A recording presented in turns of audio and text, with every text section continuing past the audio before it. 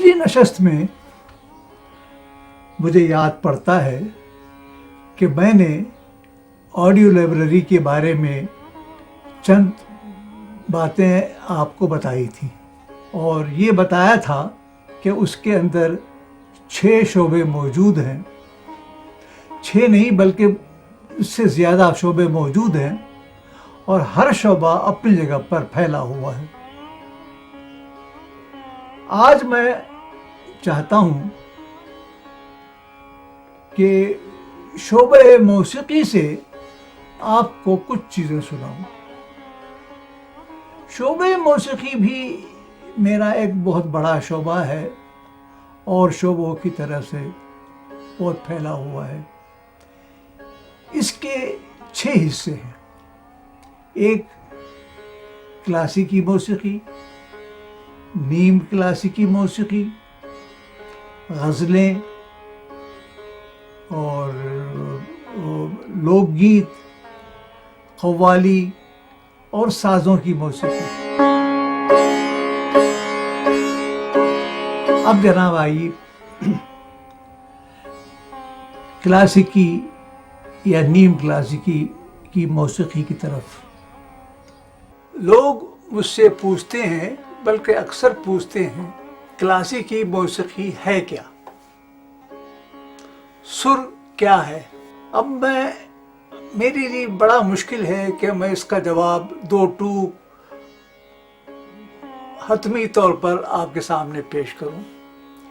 ایک صورت تو یہ ہے کہ میں آپ سے وہ پامال شعر پیش کر کے آپ کا منہ بند کرا دوں: لطف میں تجھ سے کیا کہوں زاہد، لطف میں تجھ سے کیا کہوں زاہد، ہائے کم بخت تو نے پی ہی نہیں. جب تک آپ شیرینی کو چکھیں گے نہیں تو مٹھاس کا اندازہ آپ کو کیسے ہوگا؟ آپ گھبرائیں نہیں، بدگمان نہ ہو، بتکیں نہیں. میرے ساتھ میں جو کچھ آپ سے عرض کرتا ہوں آپ اسے اطمینان کے ساتھ اور تحمل کے ساتھ سن لیجئے، برداشت کیجئے. بہت ممکن ہے کچھ کام کی باتیں آپ کے ذہن میں آ جائیں، یا میں آپ کو کچھ باتیں میں آپ تک منتقل کر سکوں. صرف اتنا خیال کیجئے کہ ایک بوڑھا 91 سال میں آپ کے سامنے عرض کر رہا ہے کہ وہ 80 سال سے اس مرض میں مبتلا ہے. کچھ تو ہوگا جس کی وجہ سے یہ اس سے وابستہ ہے. آپ سچے دل کے ساتھ میں آپ سے عرض کرتا ہوں، اس میں بہت سی خوبیاں ہیں. بس یہی جو میں نے ابھی کہا کہ آپ میرے ساتھ رہیے، جو کچھ میں آپ سے عرض کرتا جاؤں اس کو سنتے جائیے، انشاءاللہ کوئی کام کی بات نکل آئے گی. بار بار یہی میں عرض کر سکتا ہوں. کلاسیکی موسیقی کیا ہے؟ بعض لوگوں نے اسے ہوا بنا رکھا ہے اور ایسی اونچی چیز بنا دیا ہے کہ لوگ اس طرف جاتے ہوئے، اس کی معلومات حاصل کرتے ہوئے، اس کو سنتے ہوئے لوگ گھبرا جاتے کہ بھئی ہمیں تو کچھ نہیں آتا. یہ سچ بات ہے کہ آپ کو کچھ نہیں آتا، لیکن ایک چیز آپ کے سامنے موجود ہے جسے کلاسیکی موسیقی کہتے ہیں. یہ سر کا معاملہ ہے، آواز کا معاملہ ہے، یا سازوں کی آواز کا معاملہ ہے، یا حلق کی آواز کا معاملہ ہے. لوگ سازوں کی مدد سے یا حلق کی مدد سے ایک آواز نکالتے ہیں. آواز کے بارے میں تو بچہ جان جاتا ہے اس بات کے اوپر کہ آواز کی مختلف نوعیت ہوتی ہے، مختلف اثرات ہوتے ہیں. ایک وہ آواز ہے جو غصے کی آواز ہے، ایک وہ آواز ہے جو درخواست کی آواز ہے، ایک وہ آواز ہے جو تنبیہ کرنے کی آواز ہے. ایک وہ آواز ہے جس پر کہ آپ غمزدہ آواز نکالتے ہیں، ایک وہ آواز ہے جو آپ ہنسی خوشی کی آواز نکالتے ہیں. اور ہنسی خوشی صرف آواز کے ذریعے سے، بغیر الفاظ کے یہ کام ادا ہو جاتا ہے، صرف آواز کے ذریعے سے. اب फनकार लोगों ने, बुजुर्गों ने, मालूमात रखने वाले लोगों ने ये किया है कि इन आवाज़ों को इस तरह से तरतीब दी है कि उसकी कैफियत ज़ाहिर हो। आजकल तो आम ये है, आप भी देखते होंगे, मैं भी सुनता रहता हूँ कि भाई ये आदमी की आवाज़ कितनी बुलंद है, ये आदमी कितनी तेज आवाज़ से तेज चीज़ गा सकता है, या इसे कितनी बंदिशें याद हैं। मौसीकी दरअसल इन्हीं आवाज़ों की तरतीब का नाम है जिसे हम क्लासिकी मौसीकी कहते हैं। इसमें राग बनाए जाते हैं, इनको कहते हैं कि ये राग है।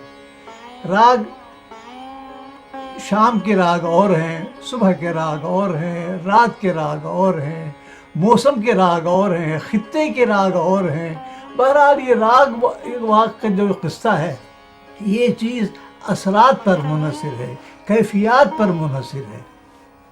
अब आप पर है कि आप किस कैफियत को ज़ाहिर करना चाहते हैं। तो उन फनकारों ने जो हमसे बहुत बड़े और बहुत ही बुलंद चीज़ थी, उन्होंने इनको कई रागों में तकसीम कर दिया। कई राग ऐसे बनाए जिनसे कि हर कैफियत का तासुर पैदा होता है। मुख्तलिफ राग मुख्तलिफ तासुर देते हैं, उनके असरात मुख्तलिफ हैं।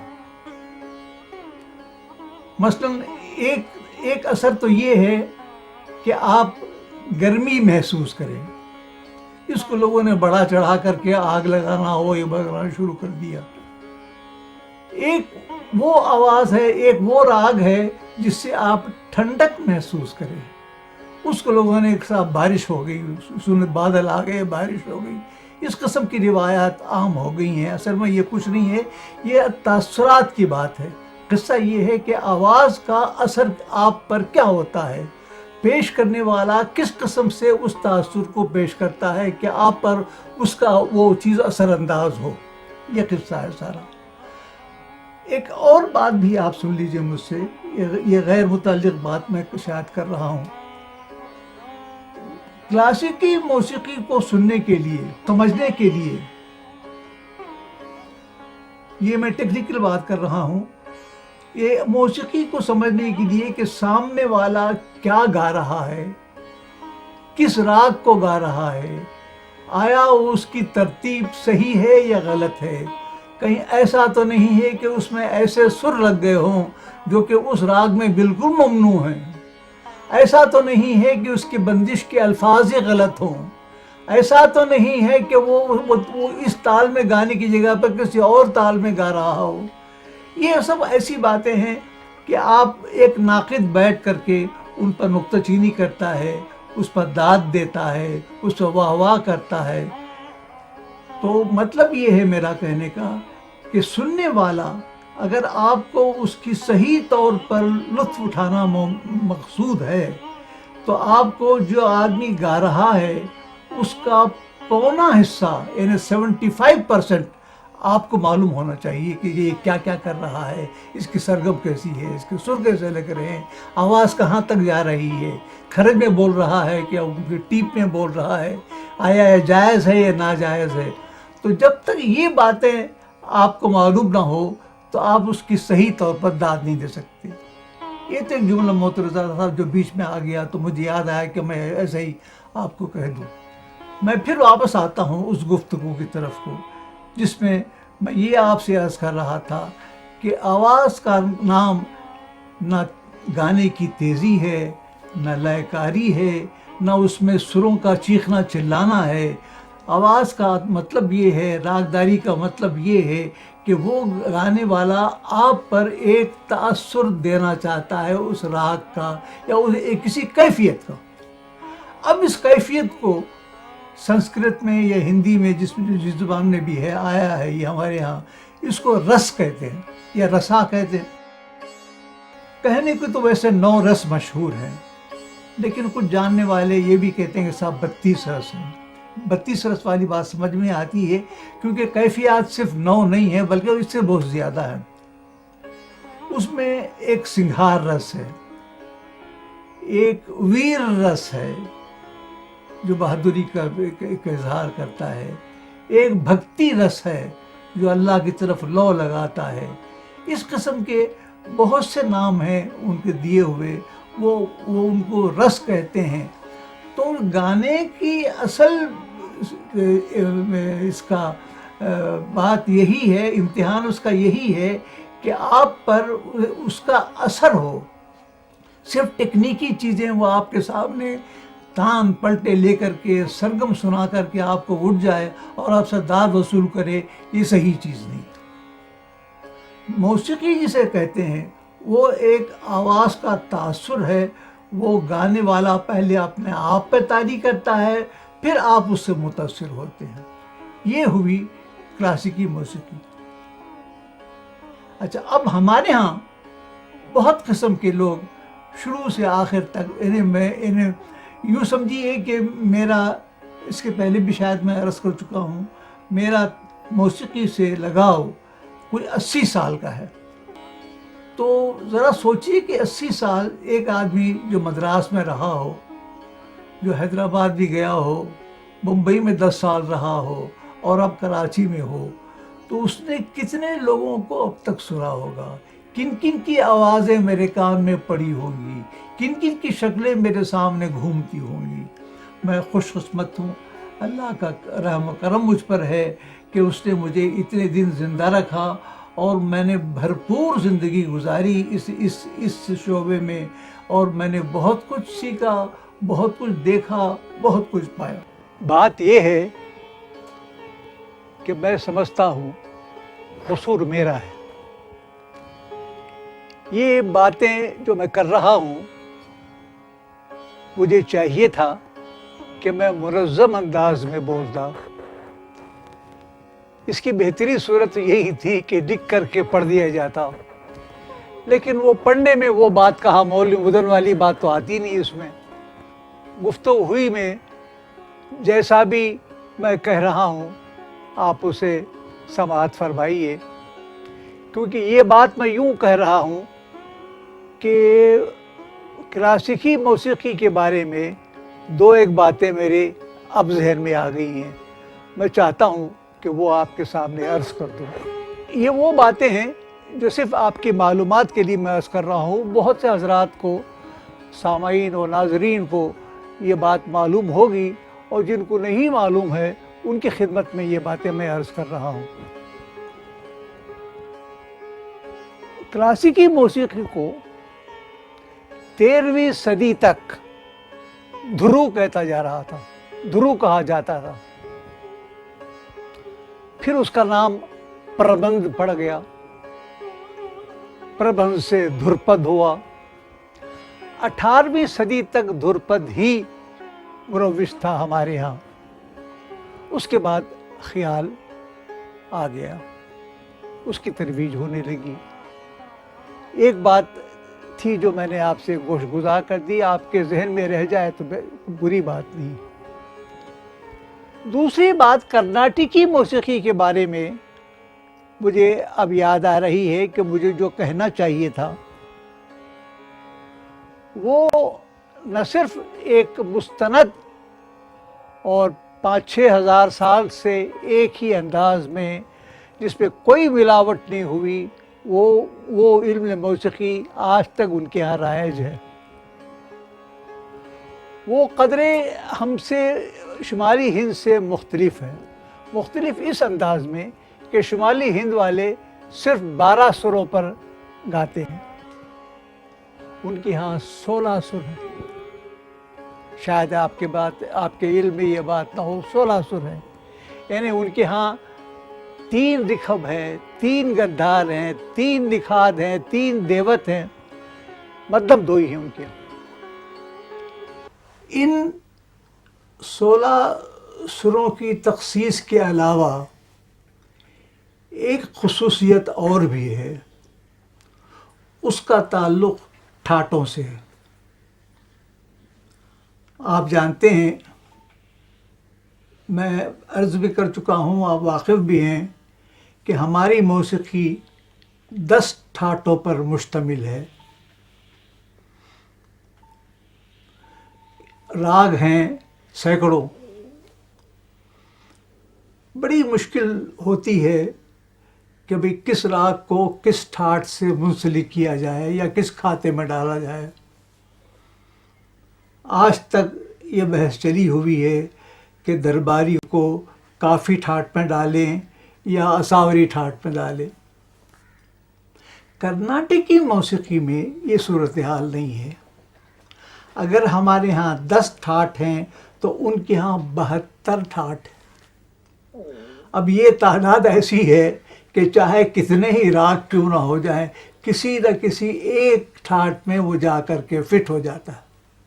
اب موقع ہوا ہے میرے پاس ایک بڑا سا بہت زیادہ کلیکشن میرے پاس ہے کلاسیکی موسیقی کا اور سیمی کلاسیکل موسیقی کا.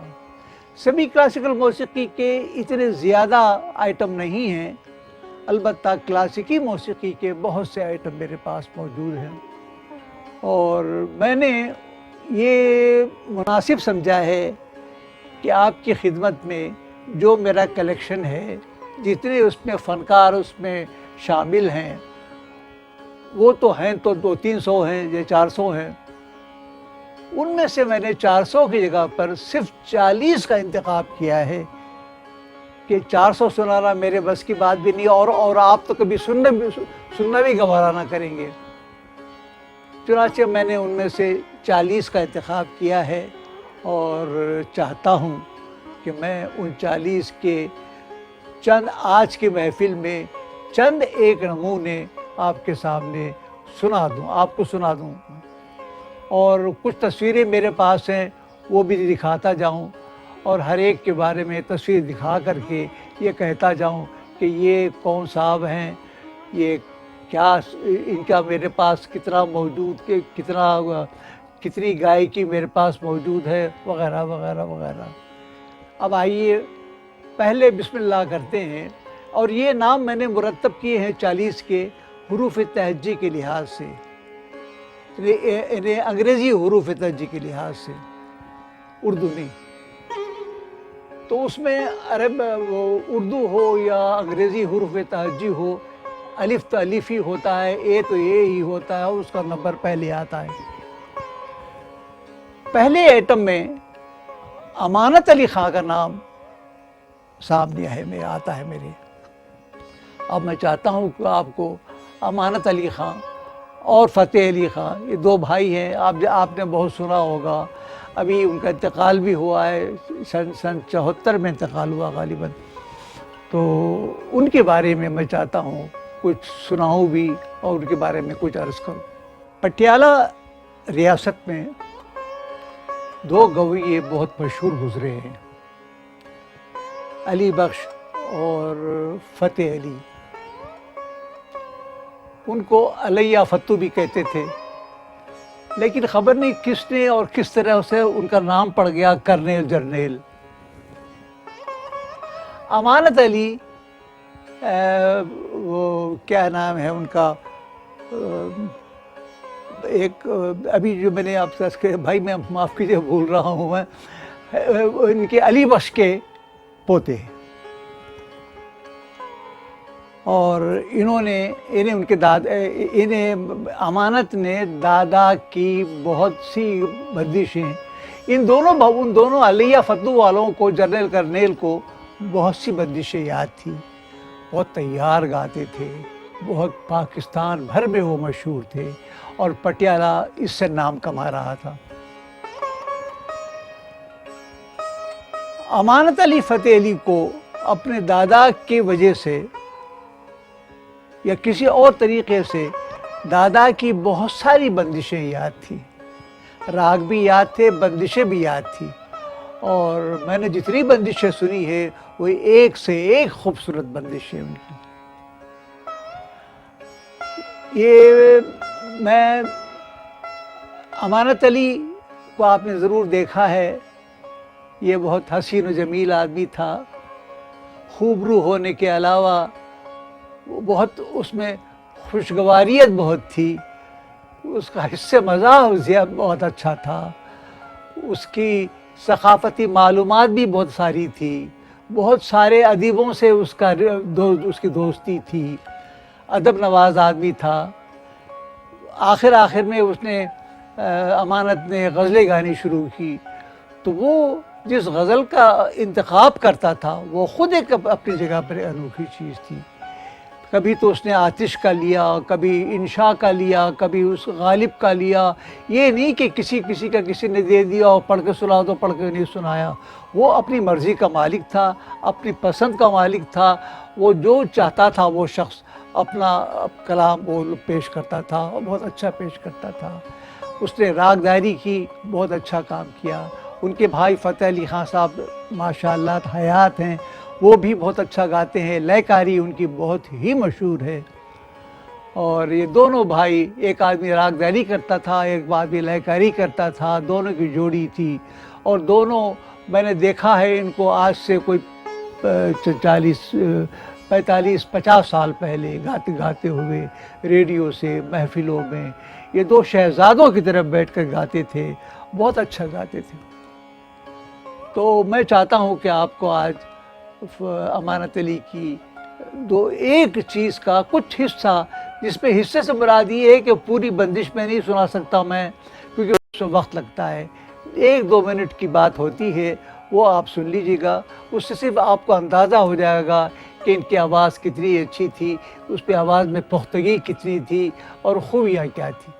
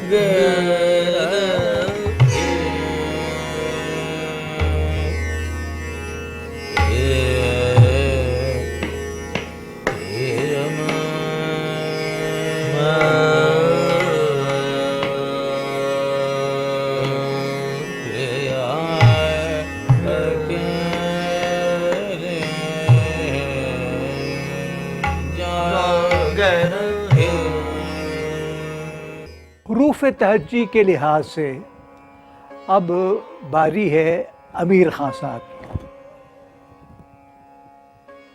امیر خان صاحب کو ہم جانتے ہوں یا نہ جانتے ہوں، ہندوستان کا بچہ واقف ہے، اور ہر ایک ان کا نہایت احترام کے ساتھ ان کا نام لیتا ہے، ان کے گانے کو بہت توجہ اور محبت کے ساتھ سنتا ہے۔ اور یہ تھے بھی واقعی اسی قابل، جوان آدمی تھے، وہ بھی خوبرو تھے، سنہرے فریم کا چشمہ پہنتے تھے، اور آواز ان کی اتنی پختہ، اتنی عمدہ اور اتنی سریلی تھی کہ وہ تھے تو وہ خود سرنگی گانے والے بعد میں بنے، وحید خان صاحب سے، رجب علی خان صاحب سے اور امان خان صاحب سے، ان سے انہوں نے تعلیمیں حاصل کی۔ ویسے شاہ میر صاحب بھی جو ان کے والد تھے وہ خود ایک گویے تھے۔ ان کی خاص خوبی یہ تھی کہ موسیقی کی تانوں میں ایک تکنیکی نام میں آپ سے لے رہا ہوں، اس کو کہتے ہیں میر کھنڈ کی تانے۔ یہ کوئی 5000 یا 7000 یعنی ہزاروں کی تعداد میں وہ ہیں، اور ایک خاص اہمیت کی حامل ہیں۔ امیر خان صاحب ان تمام تانوں کو ازبر کر لیا اور وقتاً فوقتاً اس کا مظاہرہ کرتے تھے۔ یہ ان کی بہت بڑی خوبی تھی۔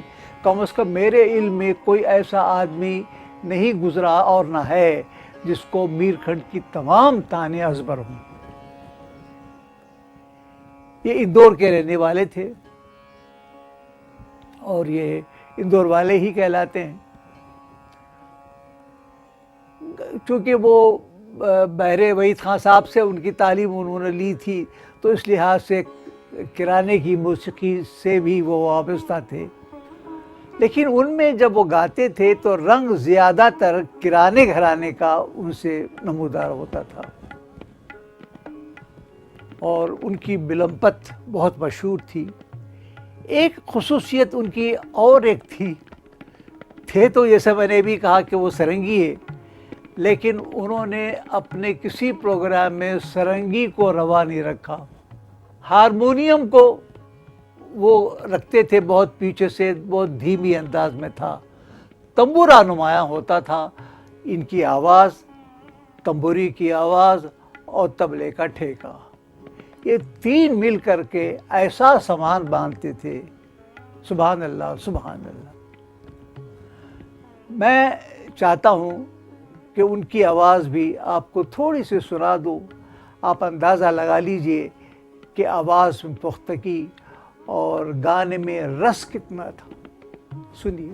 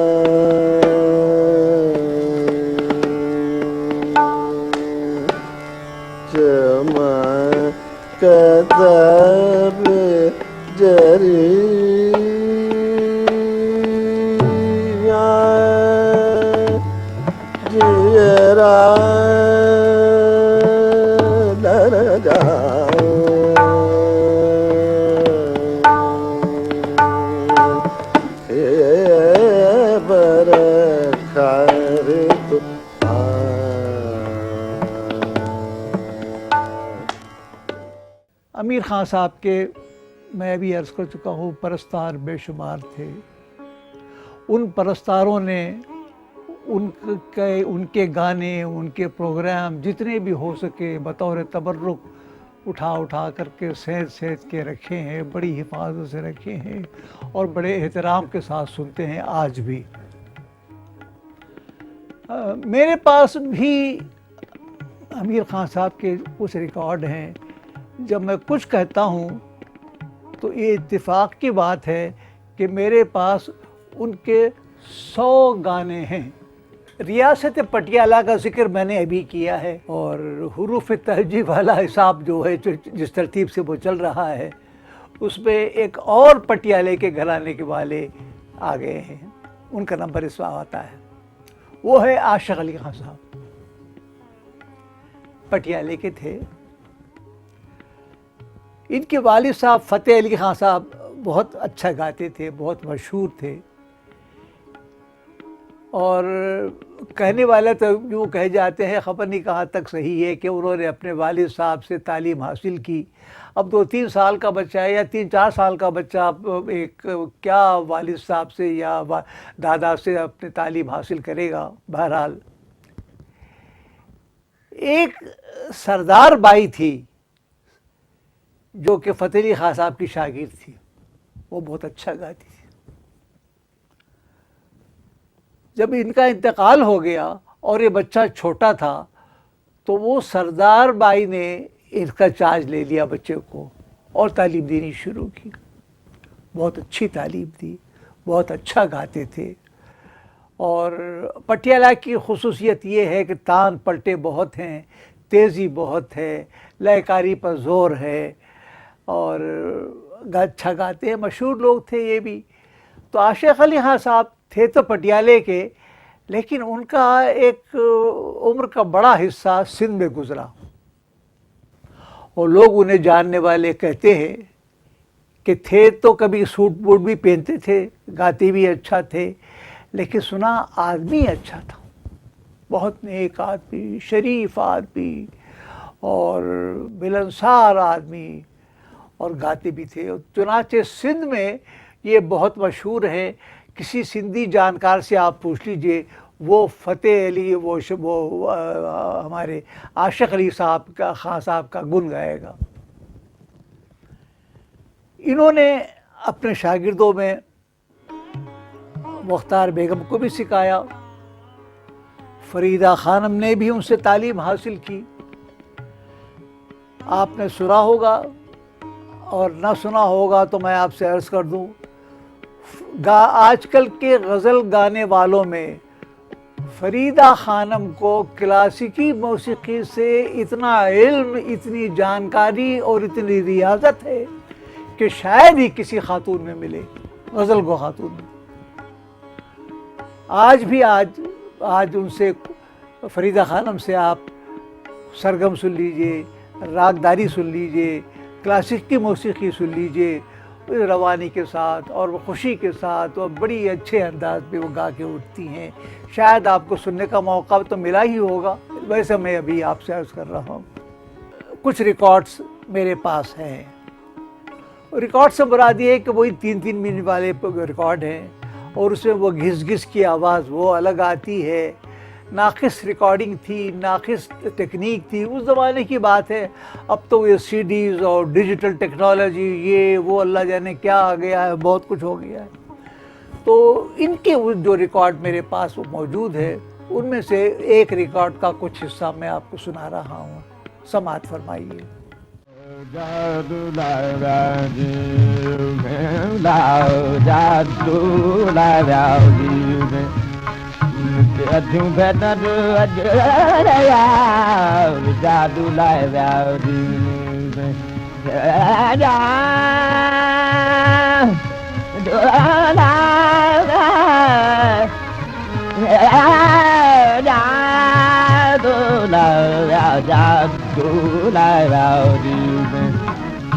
کھاؤ پند پہاڑ جالا کھاؤ پند پہاڑ دے پجڑ یار جادو لاؤ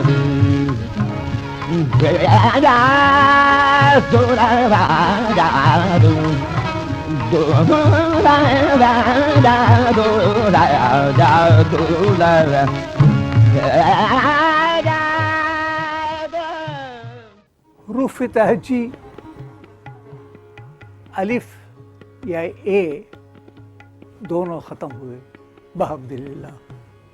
اب بے کی باری ہے اور بی کی باری۔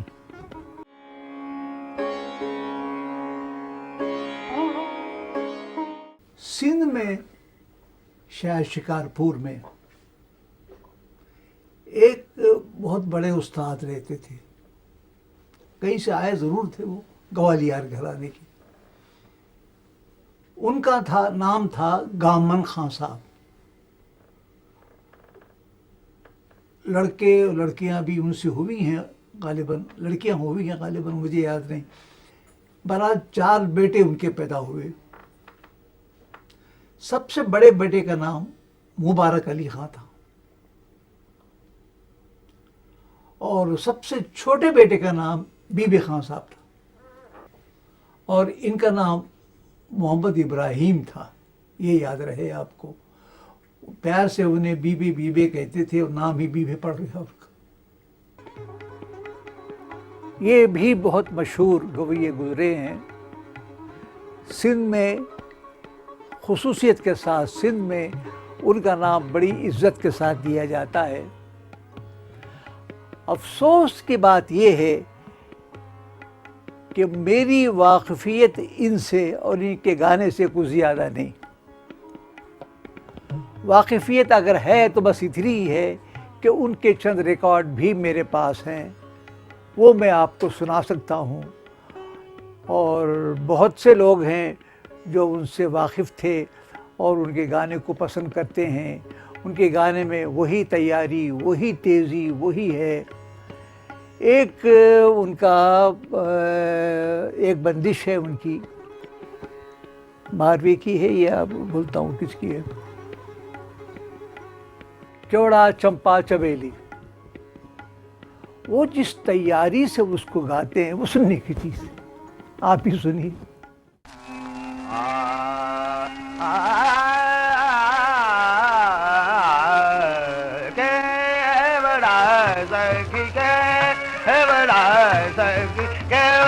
چمبا چمیلی نرگس موتیا کرنا گئے کہ گلاب پھول سے دو نام مروا کے بڑا خود بسند ہو خوشحال لے آئی نول نار رتن چڑھت آئے گے دھرت سندر تانبے گڑوا کے بڑا کے بڑا چمبا چمیلی نرگس موتیا کرنا گئے تکی گلاب پھول سے دو نام مروا کے بڑا سکی کے تو پسند ہو خوشحال لے ناری نونار رتن چڑھت آئے گے دھرت سندر تانبے سندر تانبے سندر تانبے کے بڑا